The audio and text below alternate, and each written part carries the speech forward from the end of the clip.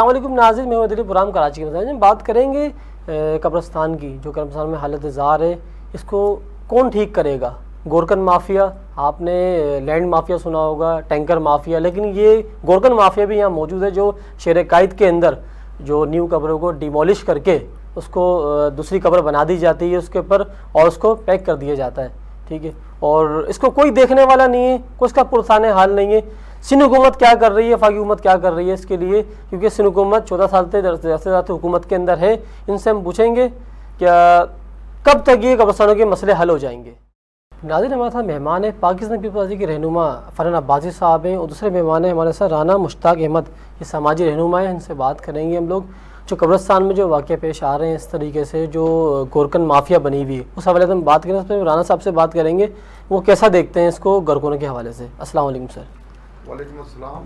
राना साहब, ये आप सामाजिक काम भी करते हैं आप, और ये भी देख रहे हैं कब्रिस्तान के अंदर जो कब्रों को जो डिमोलिश करके नई कब्र बना दी जाती है, इस हवाले से आप कैसा देखते हैं? क्योंकि आवाम की काफ़ी कंप्लेंट्स आ रही हैं शेर कायद के अंदर। शेर कायद के अंदर वो पुराने कब्रिस्तान 3-4 हैं जी, तो उसमें लिखा हुआ है आज से 20 साल पहले कि यहाँ पे कब्रिस्तान फुल हो चुके हैं, लिहाजा यहाँ पे जो दफनाने के लिए अगर कोई अपने अजीज़ो कारब को दफनाएगा तो वो खिलाफ कानून होगा।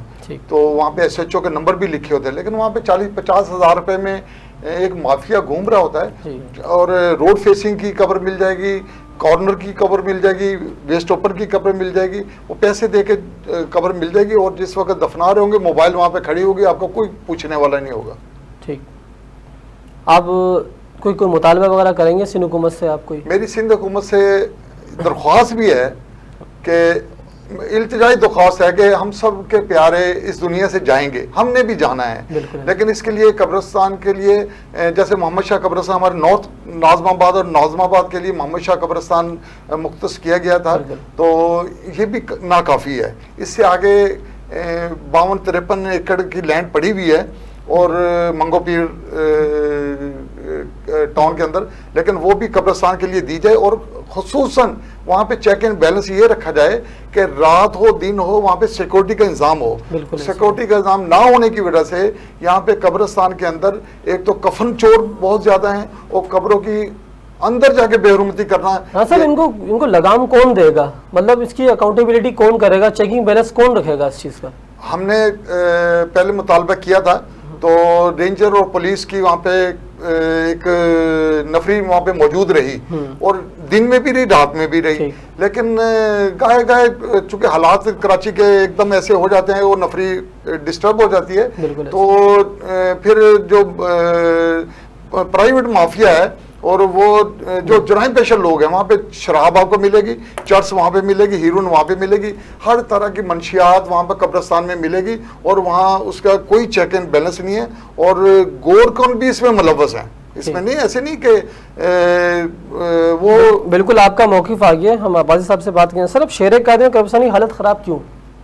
सबसे पहले तो मैं आपका शुक्रिया अदा करता हूँ कि आपने इतने अहम मसले के ऊपर हमें मदऊ करा, और आपके चैनल को मुबारकबाद देते हैं कि आपका मेरे ख्याल ये वही चैनल है जो इस शहर के लिए मखसूस और जो बहुत ही अहम मौज़ूआत होते हैं उसके ऊपर आप प्रोग्राम करते हैं। आपने बात करी सर कब्रिस्तान की, तो बेसिकली मैं ये समझता हूँ कि जो कब्रिस्तान जितने भी आते हैं ये अंडर आते हैं KMC के। बिल्कुल सही है।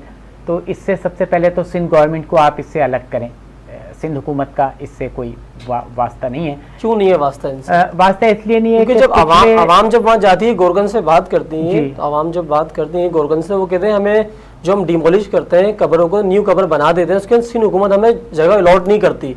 तो आप कैसे बरी जिम्मा हो सकते हैं सर? कैसे आप डाल सकते हैं? मैं बरी जिम्मा में हुकूमत आप लोगों की है सर। बिल्कुल, और अरसे दराज से आप लोग हुकूमत कर रहे हैं। देखिए, हमारी हुकूमत है और अरसे दराज से हम ही खिदमत कर रहे हैं। बिल्कुल, सिंध गवर्नमेंट का काम है ज़मीन अलॉट करके देना, जैसा कि अभी आपने मुझे खुद कहा। तो हमारे ही एक कब्रिस्तान जो है वो बहुत एक सकीसन है। अच्छा, दूसरी तरफ हम आ जाएं तो मोहब्बत शाह कब्रिस्तान है, मोहम्मद अली शाह कब्रिस्तान है डिस्को मोड़ के ऊपर हमारे नॉर्थ कराची में।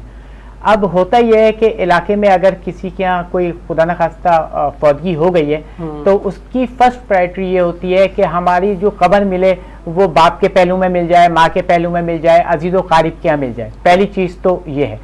अच्छा, अब जब सखी हसन कब्रिस्तान भर गया है, हमें भी मालूम है, सही। लेकिन उसके बाद भी अगर किसी का प्यारा जो है वो वफात पाता है और वो ये चाहता है कि उसके भरे हुए के बावजूद, जबकि वहां पे मैंने खुद देखा है, वहां पे बैनर्स भी आवेजा हैं, दीवारों पे लिखा हुआ है कि ये जगह भर चुकी है, उसके बावजूद देखें केएमसी अपनी जगह, गोरकंद अपनी जगह, जो भी इसमें इन्वॉल्व हैं वो अपनी जगह, लेकिन इतना ही इसमें बराबर का जुर्मदार मैं भी हूँ, जो मैं वो पढ़ने के बाद और फिर भी मैं ये ख्वाहिश कर रहा हूँ कि मेरी जो मैयत है उसकी तदफीन इधर ही हो और मुझे उसके लिए जगह मिल जाती है। रिसेंटली भी एक वाकया पेश आया था मोहम्मद शाह कब्रिस्तान के अंदर, रिसेंटली वाकया पेश आया था, जो एक न्यू कबर थी उसको डिमोलिश करके इसके अलावा फिर दोबारा एक न्यू कबर बना दी गई इसके ऊपर। इनके प्यारे बाहर ममालिक के अंदर होते हैं, कोई अकाउंटेबिलिटी नहीं है, मतलब कोई चेकिंग बैलेंस नहीं है, तो ये तो सिंध हुकूमत को देखना चाहिए ना। नहीं, देखिए सिंध हुकूमत किसी की कबर खुद रही है तो सिंध हुकूमत आके खड़े होकर थोड़ी देखेगी कि किसकी कबर कौन खोद रहा है। तो इदारे सर आपके अंडर में है ना। सर मैं आपको बता रहा हूँ केएमसी के अंडर आता है, इसको या तो वो मेरे ख्याल डीडीओ साहब होते हैं या आजकल डायरेक्टर्स चल रहे हैं इनके, वो देखेंगे। हमारा काम है जमीन अलॉट करके देना। हाँ, अगर मोहम्मद अली शाह कब्रिस्तान जिस दिन भर जाएगा, जिस दिन वहां पे तदफीन की जगह नहीं रहेगी, जिस दिन वहां पे हमारी तरफ से एक बैनर आवेजा कर दिया जाएगा कि ये कब्रिस्तान फुल हो चुका है, उस दिन फिर हम ज़ाहिर अल्टरनेट कोई ना कोई जगह तो देंगे। जब से पूरा पाकिस्तान है उस वक्त से कब्रिस्तान, आज तक हमारे शहर में बहुत सारे ऐसे कब्रिस्तान हैं जो मैंने देखा है कि 1890 और उसके ये जो हमारे पुराने ओल्ड एरियाज में जो हैं, लेकिन आज भी वहाँ जो है वो तदफीन हो रही है। भाई आप 1 लाख रुपए देने को तैयार हैं, आप 1 लाख रुपए देने को तैयार हैं, आप 50,000 रुपए देने को तैयार हैं, लेकिन आप कानून को फॉलो करने के लिए तैयार नहीं। बिल्कुल आप सही कह रहे हैं फरहान साहब, लेकिन जो कोई त्यौहार आता है उसी दौरान कोई लाइटें लग जाती हैं, लाइटिंग हो जाती है वहाँ पर, और बहुत काफी वर्किंग शुरू हो जाती है। जी बिल्कुल। तो त्यौहार में शुरू होता है, फिर उसमें कोई चेकिंग बैलेंस नहीं होता उसके ऊपर। मैं आपसे फिर अर्ज करूंगा कि ये त्यौहार को आएगा तभी आप उसको चीजों को सही करेंगे, जो भी डिपार्टमेंट है उसको सही करेंगे, ठीक है, इसके अलावा काम नहीं करेंगे। नहीं, काम क्यों नहीं करेंगे? मैं तो कहता हूं कि कब्रिस्तान ऐसे आप देख लें, कोई भी त्यौहार आता है, कोई भी त्यौहार है, ऐसी कोई इवेंट ऐसा आता है मजहबी, उसी हवाले से शबरात का दिन आ गया, उस पर सुबह शुरू हो गई सफाइयां, लाइटें लगना शुरू हो गई, सफाइयां शुरू हो गई, ये वैसे क्यों नहीं होता? वैसे तो होना चाहिए। मैं आपको कह रहा हूँ ना कि ये इसीलिए तो आपने इतना अच्छा जो मौजू उठाया, अगर इसमें आप हमारे साथ सर हो नहीं रहा सर, ये अगर आप कब्रिस्तान के हवाले से किसी डायरेक्टर को या किसी उसको आप लाइन पे लेते तो ये ज्यादा अच्छा वो आपको बता सकते थे। मैं तो आपसे ये कह रहा हूँ कि सिंध हुकूमत जितना कर सकती है वो कर रही है। अभी भी जो पिछले 2 जो हमारे टेन्योर गुजरे हैं शबे बारात के, हमने अपने एरिया में खुद देखा है, हमने खुद कैंप लगाया, हमने खुद वहां खड़े होकर, जो हमारे मुर्तजा वहाब साहब हैं वो हर कब्रिस्तान गए, उन्होंने लाइटें लगवाई। अरसे के अंदर आपकी सिंध हुकूमत रही है, इतने अरसे हुकूमत में रहे, हुकूमत में अभी भी हैं आप जी, तो आपने कोई ऐसे कब्रिस्तान अलॉट किए हैं अभी कोई जगह आपके नॉलेज में? मेरे नॉलेज में नहीं है, लेकिन मेरे नॉलेज में ये है कि अभी खुदा ना खास्ते ऐसी पोजीशन नहीं है कि हमारे पास जो है वो मुर्दे दफनाने के लिए जगह नहीं है, ऐसा नहीं है। तो फिर ये कब्रों को डिमोलिश क्यों किया जा रहा है? मैं बता रहा हूँ ना, ये तो आपकी ख्वाहिश पे हो रहा है। मेरे वालिद की डेथ हुई, मेरे पास जगह है ऑलरेडी जो मुझे सरकारी पैसों में मिल सकती है, लेकिन उसमें भी अगर मैं ये ख्वाहिश करूं कि मेरी दादी के पहलू में या दादा के पहलू में वो कब्र ली जाए, तो उसके लिए तो मैं 50,000 लाख रुपए देने के लिए फायदा उठाते हुए ये गोरकन माफिया जो है, इसी जो कोई प्यारो, तो आवाम को भी सोचना चाहिए, आवाम को सोचना चाहिए। आपकी बात बिल्कुल सही है, आवाम को सोचना चाहिए। सब ये सिंध हुकूमत जैसे कह रही है कि भाई आप फरहान साहब ने भी कहा कि सिंध हुकूमत अलॉट करवा रही है जगहें, और सिंध हुकूमत कैसे देखेगी इसको, लोकल गवर्नमेंट देखती है इसको, इस पर आप कैसा देखते हैं? सर सिंध गवर्नमेंट भी और लोकल गवर्नमेंट भी ये कब्र के पैसे किस मद में ले रहे हैं? कब्र के पैसे लेते हैं ना, 1700-1800 रुपए एक कब्र के ले रहे हैं मोहम्मद शाह कब्रिस्तान के। अच्छा, मैं अभी आपको वाकया बता दूं 1 हफ्ते पहले का। सर राणा साहब, हर कब्रिस्तान में अलग अलग कीमतें होती है, मतलब एक 20,000 20,000 से स्टार्ट है, 50,000 भी रेट चल रहा है, मतलब फरमाइशी प्रोग्राम होता है, इसमें कब्र अच्छी भी मिल जाती है। आप सही कह रहे हैं हैदर भाई, मैं अभी आपको 1 हफ्ते पहले का वाकया बताता हूं। सर गवर्नमेंट की आपकी तरफ आऊंगा सर, गवर्नमेंट की मैं उस बात कर रहा हूँ कि हमारे से जो पैसे लिए जाते हैं इसमें बिजली भी शामिल है, इसमें सिक्योरिटी भी शामिल है, और इसके अंदर स्वीपर भी शामिल है, कचरा वगैरह सफाई वगैरह कब्रिस्तान की। लेकिन काम जीरो है सर, काम जीरो है। काम जीरो इस वजह से है कि आप मोहम्मद शाह कब्रिस्तान पे लगाएंगे तो 15 स्वीपर वहां पे उसकी नॉमिनेशन है, 15 स्वीपर तनख्वाह ले रहे हैं, और के इलेक्ट्रिक का बिल तकरीबन 3.5-4 लाख रुपए के इलेक्ट्रिक बिल ले रही है, लेकिन वो बिजली लगी कहाँ, खंबे कहाँ लगे, कहाँ। अब आप खुद देख लें कब्रिस्तान जो है सन्नाटा बिल्कुल। रात को तो अगर आप अपनी गाड़ी की लाइट पे तो दफना सकते हैं, मुर्दा कोई अपनी लाइट ला के तो दफना सकते हैं, वरना गवर्नमेंट की तरफ से लाइट। ये मसला कौन हल करेगा, आप कैसे देखते हैं इसको? मेरी सिंध गवर्नमेंट से ज्यादा दरख्वास्त है, मैं लोकल गवर्नमेंट को इसको में कसूर माथे दे ना सिंध हुकूमत की। सही, वो यही सिंध गवर्नमेंट, मैं यही तो कह रहा हूँ। लोकल गवर्नमेंट तो ये कह रही कि भाई हमारे पास फंड नहीं है, हमारे पास जराई नहीं है, हमारे पास कोई ऐसी चीजें नहीं है। अब सूबाई गवर्नमेंट को इसका चेक एंड बैलेंस रखना चाहिए और इस मोहम्मद शाह कब्रिस्तान को एक्सटेंड भी करना चाहिए। बहुत बड़ी जगह हमारे पास पीछे पड़ी हुई है और कच्ची आबादियां वहां पे लीज कर दी गई हैं, 3-4 कच्ची आबादियां मोहम्मद शाह कब्रिस्तान के साथ लीज कर दी गई हैं, जो सियासी बुनियादों पे हुई हैं। उसका बज़ाहिर किसी से ताल्लुक नहीं है, लेकिन लीज नहीं करनी चाहिए क्योंकि ये कब्रिस्तान की जगह, कब्रिस्तान को एक्सटेंड करके ताकि वहाँ पे हम अपने प्यारों को दफना सकें। बिल्कुल सही है। बासित साहब, जैसे अभी हीट स्ट्रोक आया था, जैसे कोरोना वायरस भी मामला चल रहे थे रिसेंटली भी, तो पिछले साल भी, तो उसके ऊपर फिर उस पर आपने क्या किया? आप उस पर आपको पता नहीं चला क्या कि किस तरह के मामला चल रहे हैं कब्रिस्तान के अंदर? वो कितने 50,000 की कब्र मिल रही है, लाख की कब्र मिल रही है, उस हवाले से आप बताएं। हैदर भाई, अगर आप रेट चल रहे थे ना 50,000 से लाख, अगर गोरकन तो हाथ भी नहीं लगा रहे थे। आप अगर कोविड के जमाने की बात करें तो सर, कोविड के लिए तो जितना सिंध गवर्नमेंट ने किया है इतना पूरे पाकिस्तान में किसी सूबे में नहीं हुआ। मैं कब्रिस्तान की बात कर रहा हूँ, मैं कब्रिस्तान की तरफ भी आ रहा हूँ। देखिए, कब्रिस्तान का मैटर मैं आपको बताता हूँ। अभी 1 हफ्ते कबल मेरे ही अपार्टमेंट में एक साहब की डेथ हुई। वो वहां पे गए, गोरकन को उन्होंने बताया मुझे ये जगह चाहिए, 35,000 रुपए में वो बात तय हुई, 35,000 में। उसके बाद ये हुआ कि वो हमारे अपार्टमेंट में एक साहब रहते हैं, उन्होंने कुछ अप्रोच करी, मैं उस तदफीन में शामिल था। जब पूरी तदफीन हो गई तो उन्होंने कोई डायरेक्टर थे या कोई उनके ऑफिसर थे, उनसे बात कराई और उन्होंने उस कब्र के गोरकन को बोला कि आप 17,000 रुपये ले लीजिए। ठीक है, 17,000 रुपये। तो इसका तो बहुत आसान हल है। देखिए, आप हम इतना शोर मचाएं तो हर चीज़ का एक हल निकालना चाहिए। इसका आसान हल ये है कि जिस तरीके से हम मुख्तलिफ अपने जगह जो है ना वो पैनाफ्लेक्स लगाते हैं, बैनर लगाते हैं, अगर कब्रिस्तान के गेट के ऊपर जहाँ पे ये गोरकन का दफ्तर होता है, अगर वहाँ पे 2 लाइनें लिख दी जाएं कि यहाँ पे कब्र के रेट इतने हैं, इससे ज़्यादा ना दिए जाएं, तो हल है। बिल्कुल सही है। कादरी साहब, मैं आपसे सवाल करूंगा,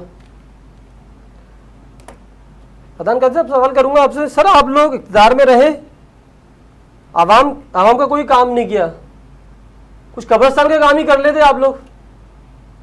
कब्रिस्तान में आप देख रहे किस तरह के मामला चल रहे हैं। शायद लाइन ड्रॉप हो गई है, आप कंटिन्यू जी। तो मैं आपसे ये कह रहा था कि अगर करप्शन खत्म करनी है ना, हम बाटा की शॉप में जाके और पैसे कम नहीं कराते, क्योंकि हमें मालूम है फिक्स प्राइस है, लिखा हुआ है, उन्होंने लिखा हुआ है। तो अगर कब्रिस्तानों पे भी आप जो गोरकन के ऑफिसर्स हैं या आप मेन गेट पे लिख के लगा दें कि भाई यहाँ कब्र के रेट इतने हैं, खत्म, मसला खत्म है, लोग खुद लड़ेंगे।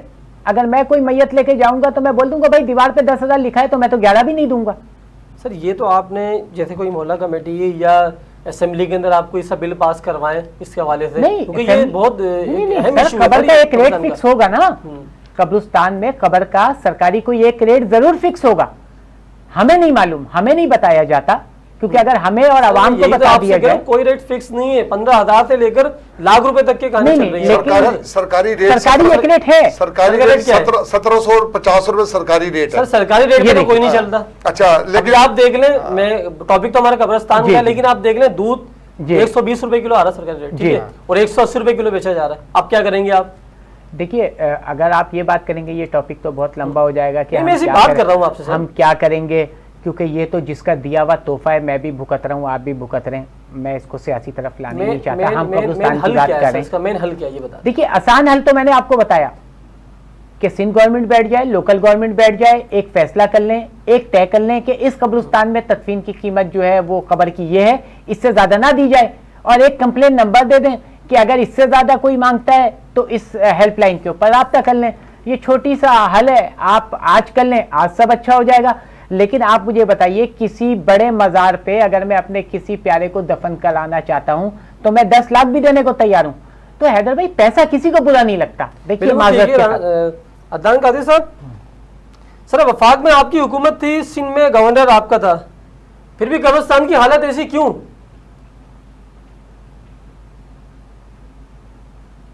सर लाइन राब्ता मुझसे कॉन्टेक्ट नहीं हो पा रहा, लाइन डिस्कनेक्ट हो गई है जी। अच्छा, मैं एक बात आपको छोटी सी और बता दूं, अभी आपने हल पूछा जी सर, माजी में एक ही सियासी जमात की वफाक में भी बड़ी हैवी अक्सरियत रही, गवर्नर भी रहा, मेयर भी रहा, डिप्टी मेयर भी रहा, वजीर आला भी कठपुतली था, चाहे वो जिसका भी था, सारी वजीर बल्दियात से लेके एक काउंसिलर तक उनका था।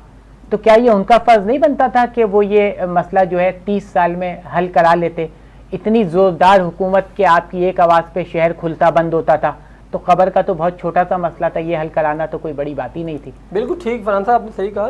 फरहान साहब, ये सिंध हुकूमत में है ना, अभी सिंध हुकूमत तो है ना मौजूद यहाँ पर, जो पहले लोग चले गए वो कोई मसला नहीं है, लेकिन अभी जो प्रेजेंट हुकूमत है वो क्या कर रही है कब्रिस्तान के लिए? कब्रिस्तान के लिए सर हमने एक तजवीज़ दी थी कि पूरे शहर के अंदर एनजीओज बहुत काम कर रही है, बहुत फाल है ये, और इस पे भरोसा भी बहुत सारे लोगों का है। जैसे उसमें सैलानी है, चीपा है, और ईदी साहब हैं, और दूसरी तंजीमें हैं जिन पे लोगों को फेथ है।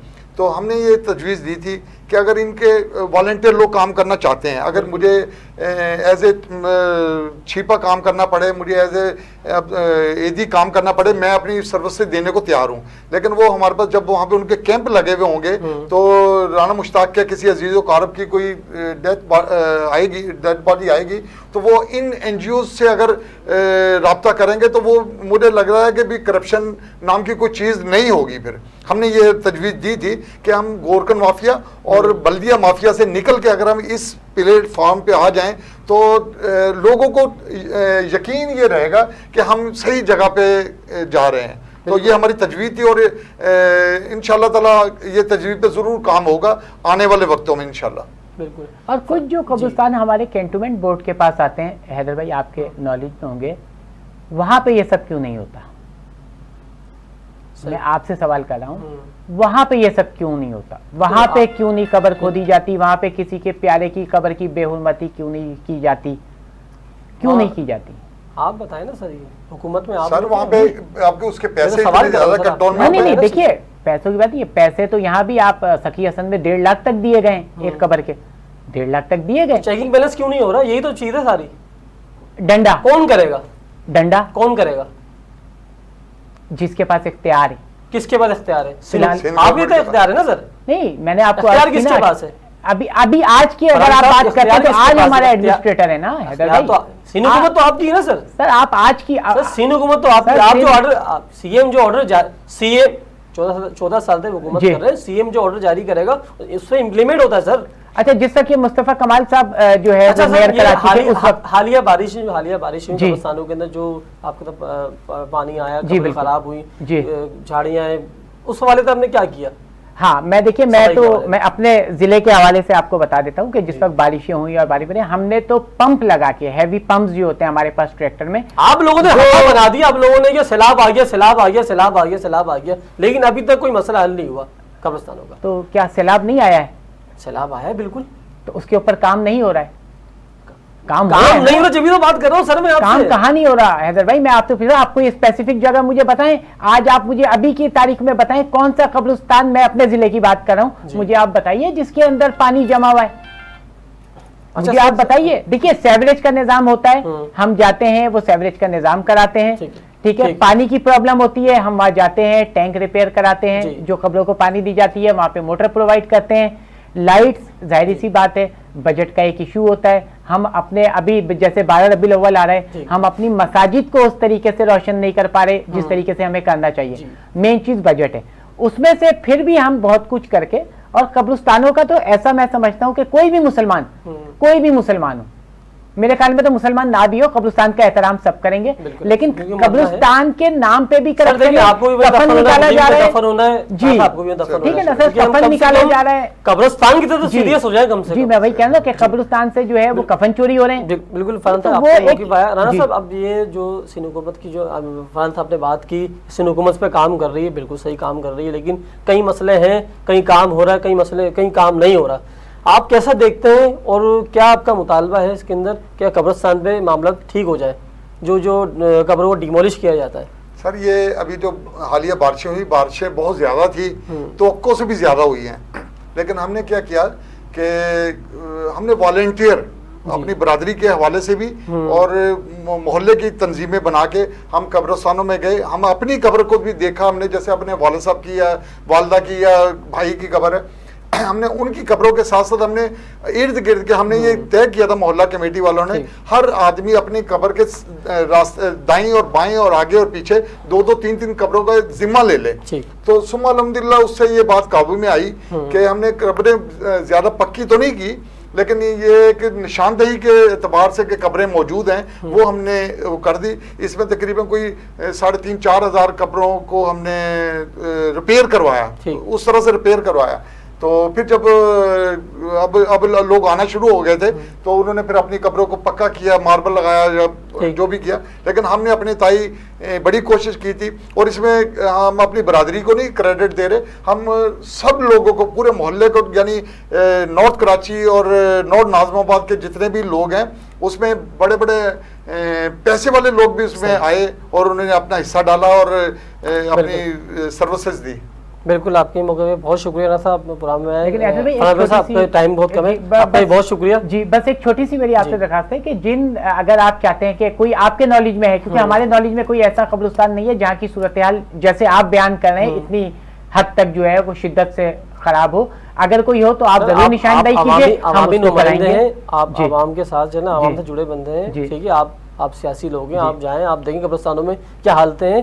हम तो अपनी रिपोर्टिंग करते हैं ना, और जो रिपोर्ट करते हैं अच्छा एंकर वही है जो सच बात करे, मैं उसको साफी मानता हूं, बिल्कुल, जो सच बात करे, बेशक, बिल्कुल ऐसा ही। बहुत शुक्रिया आपका भी। नाज़रीन, प्रोग्राम कैसा लगा, अगले हफ्ते दोबारा हाजिर होंगे इंशाल्लाह। अस्सलाम वालेकुम।